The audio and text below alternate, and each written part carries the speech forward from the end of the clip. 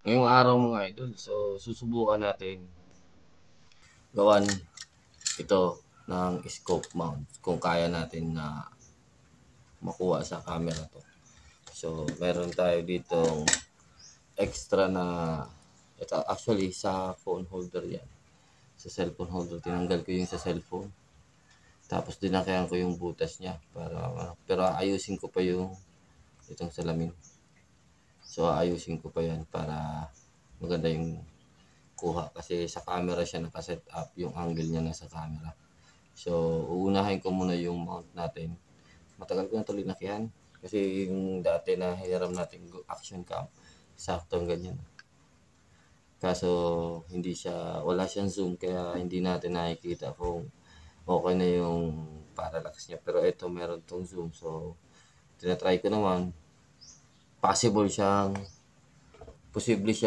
makakuha ng video. Yun nga lang, itong salamin natin parang nagdodoble. So, ayusin ko lang yung salamin or papalitan ko ng ibang klaseng salamin yung mas makapal siguro yung tint niya. So, yun lang problema natin. May hirapan tayo yung sumili pag wala ng araw o wala pa yung araw. Yun ang ayoko ng mga ganun. Pero, ito, okay naman to. So, subukan lang natin. Siguro dahil wala pang cover dito sa likod. Ito yung dating cover niya. Yun ulit yung gagamitin ko dito. Yung sa Teflon tape natin. So, yan. So, yan. Ito nilalagay ko. Lilinisin ko lang. Tapos ayusin natin ito. So, bago natin gawin yan, naalisin ko to cover. So, dalawa siya. Ito yung original. Ito yung binili natin. Nasa 200 plus. So, ito yung sisirain natin. Actually, tatanggalin ko lang yung screw. So, see.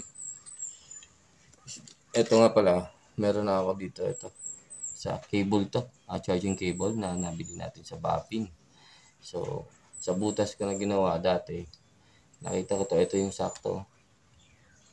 Sakto lang ito.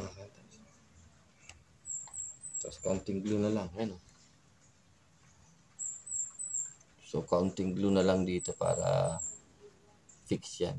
Kahit siguro, ano na lang, stick glue, kaya na yun, Almighty Band, pwede na to. Tapos lilinisin ko lang to pag na-set up natin yan.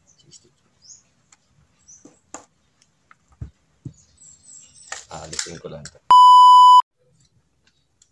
So yan, nakakabit na natin pero ayusin pa natin yung salamin tsaka i-fit pa natin to sa scope. So yan, nakabit na yan. So ito medyo loosen pa. Ginawan ko dito ng frame mga kantos kasi yung lens natin tagos dito sa case. So kailangan natin na hindi umabot dito kasi maliit yung diameter nito. So babangga yung lens natin. Hindi natin masasara to. So linagyan ko ng ganito. Inalis ko rin yung mga screw niya dyan. Dito. Para tapos i-screw ko ulit dito. So lahat yan ginawa ng drill. May screw dito 3. Ito 2.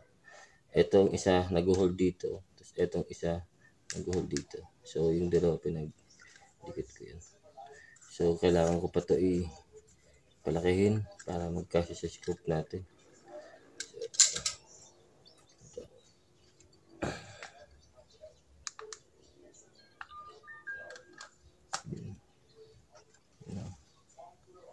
So hindi pa siya malinaw.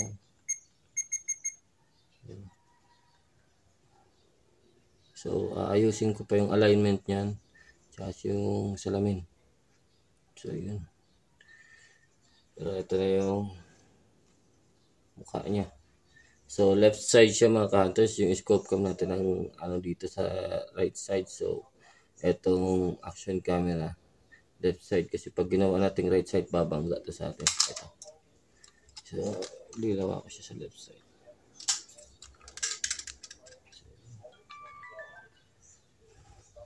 Akasu.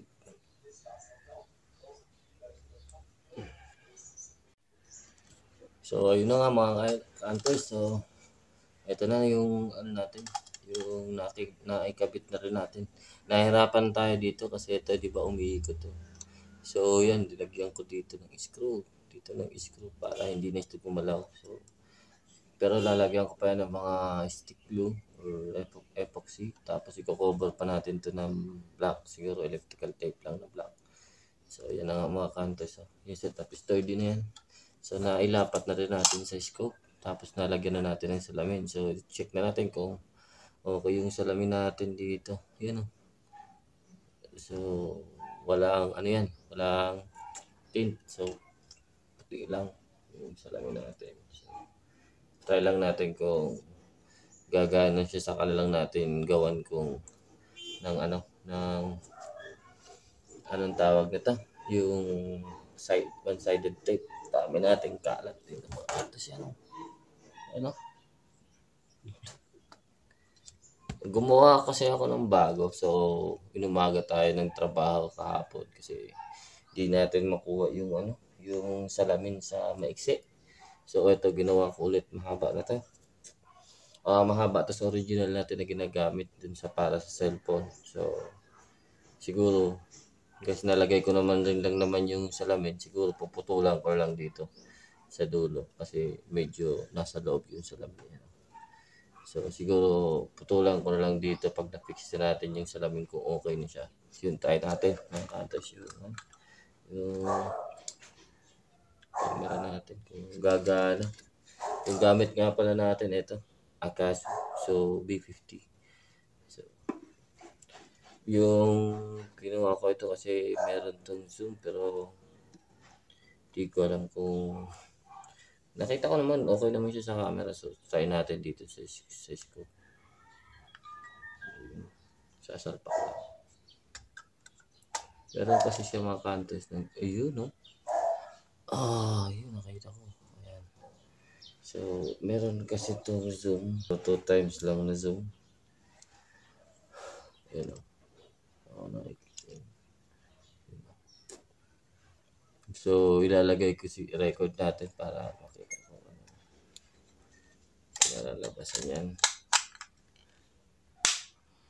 So, yun, ilalagay natin. Silipin natin yung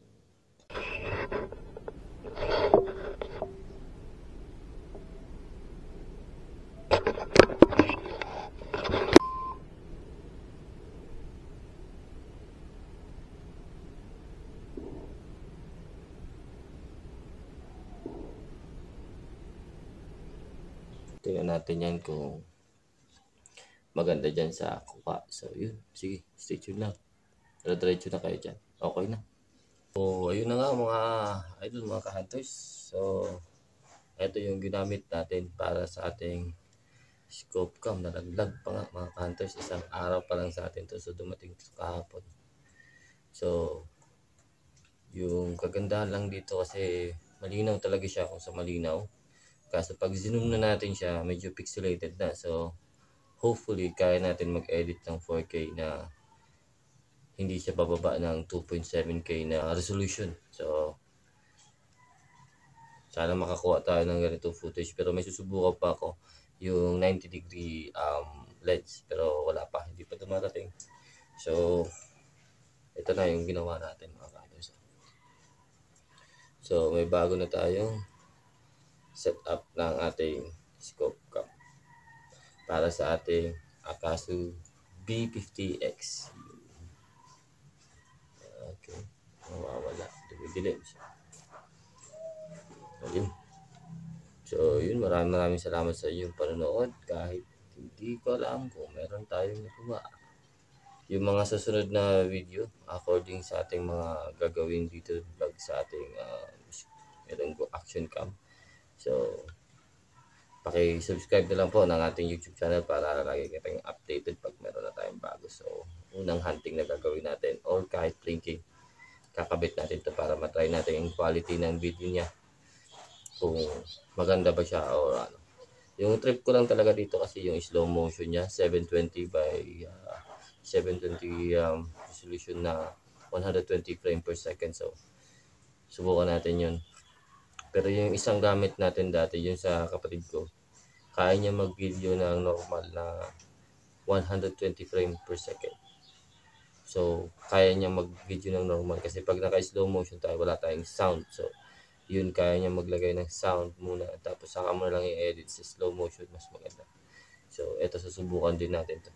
So yun, maraming salamat sa inyo po. Peace out.